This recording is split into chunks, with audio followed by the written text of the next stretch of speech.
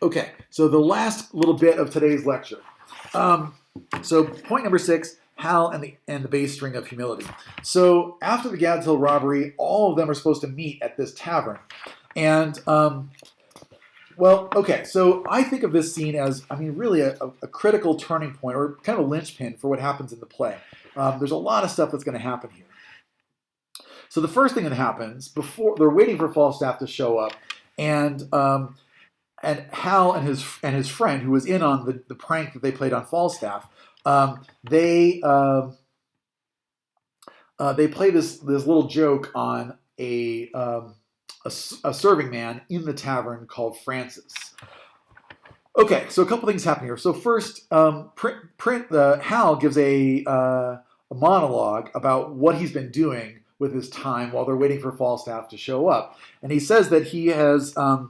This is Act 2, Scene 4, around line 5. He says that I have sounded the very bass string of humility, and he goes into this thing about how he has become acquainted and familiar and friendly with a bunch of serving men in this tavern.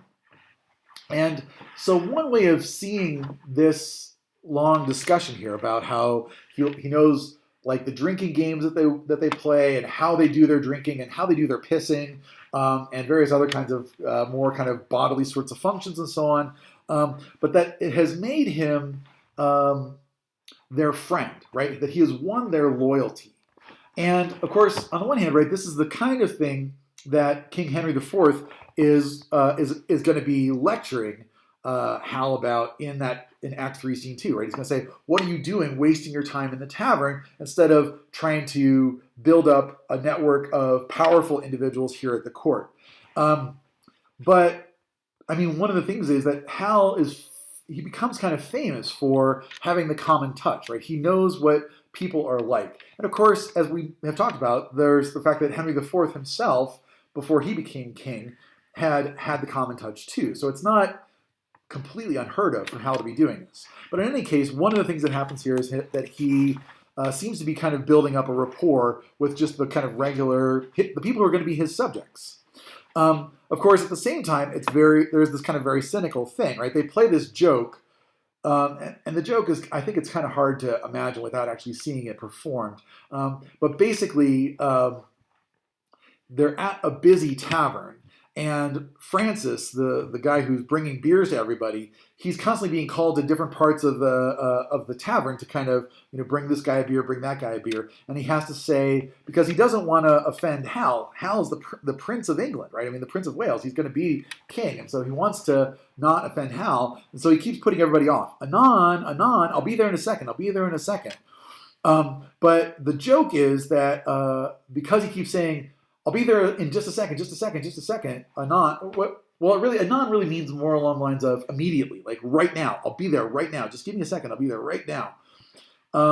Is that Hal promises this guy £1,000 whenever he'd asked for it, and Francis says, "Anon," as in giving the £1,000 right now, and Hal has to say, "What? Like why I would have to be carrying around £1,000? I'm not going to give that to you right now." And so that's this kind of silly joke that they're playing on Francis. So on the one hand, like Hal understands the mindset of the kind of common people really well, but at the same time, he understands that mindset in a way that allows him to manipulate it, make fun of it, make various kind of jokes about it. He calls him, for instance, in the midst of all this joking, Act 2, Scene 4, around line 95, he says, that ever this fellow should have fewer words than a parrot and yet be son of a woman, right? Hal, plus his friend Poins, have essentially turned Francis into a kind of an automaton, like a robot. And he's barely a human as far as Hal is concerned there. Now, the big kind of funny part that happens here is when Falstaff comes in and he's pretending not to notice Hal, not to be talking to Hal, but he makes all these comments about cowards who don't show up for the things that they're supposed to be showing up for, right? And he's indirectly, right, complaining about the fact that Hal did not help them with the robbery, or at least he thinks that Hal did not help him with the robbery. And then Hal is able to kind of, I mean, Falstaff wants to tell the story, but he pretends that he doesn't, and so Hal has to kind of pretend to be drawing it out of Falstaff. But then Falstaff tells this story about how their robbery went and how they themselves got robbed, and then the people that they had to fight off when they were being robbed. And it goes from two, right? There really are only two people who attacked Falstaff and his friends, Hal and Poins, right? They were in disguise with these two guys. But Falstaff embellishes, elaborates, and gets to this kind of ridiculous pitch, right? This is Act 2, Scene 4, line 183. The prince says, I hope you haven't murdered any of these people who attacked you. And Falstaff says, nay, that's past praying for. I have peppered two of them. Two, I am sure, I have paid. 2 rogues in buckram suits. I tell thee what, Hal, if I tell thee a lie, spit in my face, call me a horse. Thou knowest my old ward, here I lay, and thus I bore my point. 4 rogues in buckram let derive at me. What? 4? Thou sayest but 2 even now. 4, Hal, I told thee 4. Aye, he said 4. These 4 come all affront and mainly thrust at me. I made me no more but ado, but took all of their 7 points in my target thus. 7? Why, there were but 4 even now. In buckram? Aye, 4 in buckram suits. And they let it go, right? From 2 to 4 to 7 to 9 to 11. We fought off all, like, dozens of guys who were trying to steal this, who eventually stole this money from us. And they get Falstaff to commit to that story, and then he says, let me tell you what really happened here. And then at line 243, we too saw you 4, set on 4, bound them, those the four merchants, and were masters of the wealth. Mark now how plain a tale shall put you down. Then did we too set on you 4, and with a word outfaced you from your prize, and have it, yea, and can show it you here in the house. We're the guys who were attacking you, and we've got the proof of it. And this crazy story that you've invented about fighting off a dozen guys, that's just a bunch of embellished, elaborate garbage. And then Point says, so, Jack, line 254, what trickest thou now? By the Lord, I knew you as well as that he that made you, right? I knew it by instinct, says Falstaff. And so he comes up with this whole story about how, I would never raise my sword against the Lord's anointed, the son of the king. Obviously I was never going to do something like that. And so he's got an excuse for everything, basically.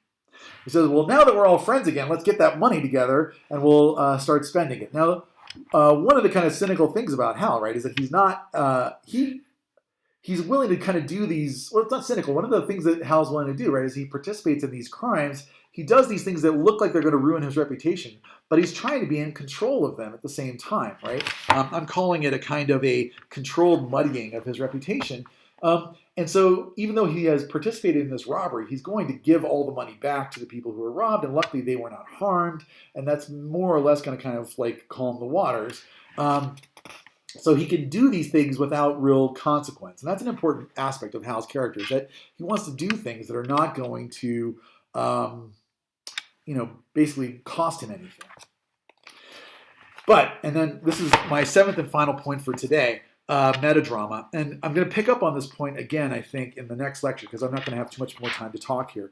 But as Falstaff is kind of joking about, he knew it all along, blah, blah, blah, he says, shall we have a play extempore? He says at line 268. Let's do a skit, something that'll be kind of a funny little bit to kind of get everybody back on the same page and happy with each other. And before they can do that, there's someone has been knocking at the door, and a messenger has come in, and Falstaff goes to hear what the messenger says, and the messenger has said that that the king wants to meet with Hal to kind of go over his bad behavior. This is setting up what happens in Act 3, Scene 2, that bit where the king scolds Hal and all that kind of stuff. So Falstaff brings back the message. This is at line 313. Actually around line 320. Here was Sir John Bracy from your father. Excuse me. You must to the court in the morning. That same mad fellow of the north, Percy, and he of Wales that gave Amamon the bastinado, and so on. You have to go and have this meeting with the king.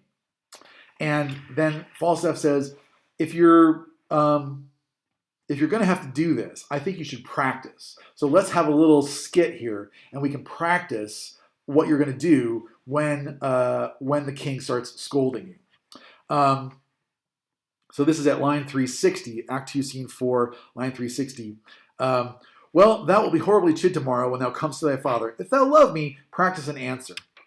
And then what happens here, and this is, I think, a really remarkable moment in this play, is that Hal says, okay, why don't you pretend to be the king, and I'll pretend to be me tomorrow. And Falstaff says, fine. This chair, so he's been sitting on a bar stool. He says, this chair shall be my state, that is my royal throne. And this dagger, which is not a real dagger, but some small thing, this will be my scepter. And then he takes a cushion, and this cushion shall be my crown. And the prince says, that Hal says, thy state is taken for a joined stool, thy golden scepter for a leaden dagger, and thy precious rich crown for a pitiful bald crown. Now, what this little bit of this scene is doing is it is a metadramatic, or it can be seen, I think, as a metadramatic aspect of this thing, right? Because when, in Act 3, Scene 2, when Henry IV is sitting on his throne and berating Hal for his bad behavior, that's not actually Henry IV, right? That's an actor who's playing Henry IV. And that's not actually the royal throne, right? That's a chair that has been painted to look like a throne. And that's not actually the king's scepter, right? That is a prop, a theatrical device to look like a scepter. And that's not actually the crown of England, right? That is a thing, a simulacrum, something that's supposed to look like a crown. And so just as in this tavern, when Falstaff pulls three things together and says, okay, this is my crown, my scepter, and my throne, the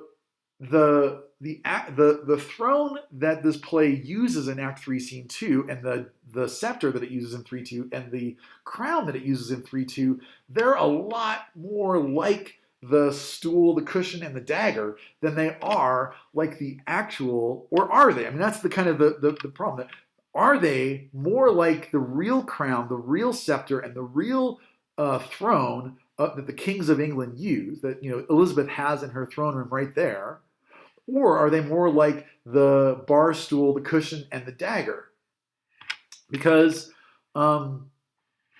if it's not really a king, but is an actor who's holding those things, doesn't it make those things all look like props? Or the flip side, going the other way, is Queen Elizabeth really set aside and actually a queen, or any king or monarch? Are they really actually kings and queens and that kind of thing without their props, right? So this kind of theatrical moment, this meta-theatrical moment in the tavern at Eastcheap in Act 2, Scene 4,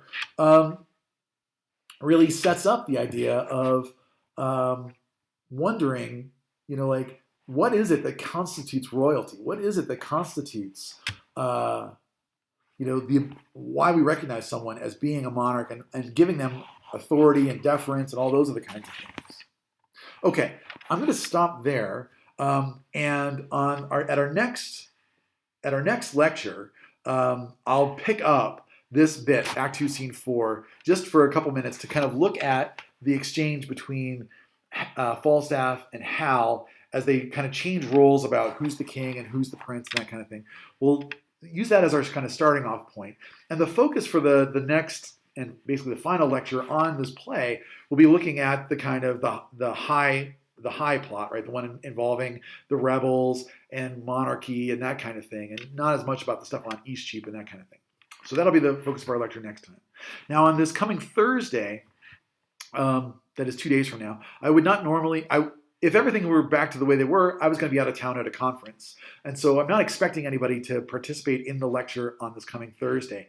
But I am going to use that time on Thursday to talk about some of the assignments and stuff. So if you want, come to the lecture on Thursday, ask questions if you want to. If you can't or don't want to, or if you had made other plans for Thursday, which is totally fine, then just try to watch the recordings that I'll put up on our